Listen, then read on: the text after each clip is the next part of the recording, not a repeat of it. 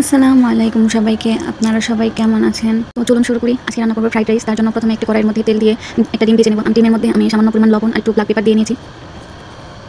তারপর ডিমটাকে ভালো করে ভেজে নেব। ডিমটা ভেজে নেওয়ার পর আলাদা উঠিয়ে নেব।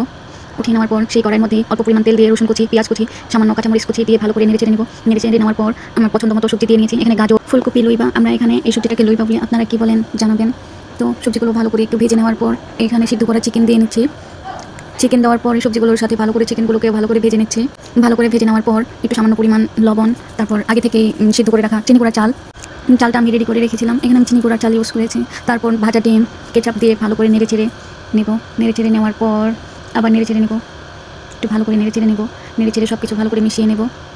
তারপর হয়ে গেল আমাদের ফ্রাইড রাইস। খুব সহজ পদ্ধতিতে ঘরে রাখা সামান্য অল্প কিছু উপকরণ দিয়েই আমাদের ফ্রাইড রাইসটা রেডি হয়ে গেছে। আপনারা চাইলে বাসায় ট্রাই করতে পারেন। ধন্যবাদ। আসসালামু আলাইকুম সবাইকে। ভালো থাকবেন আপনারা।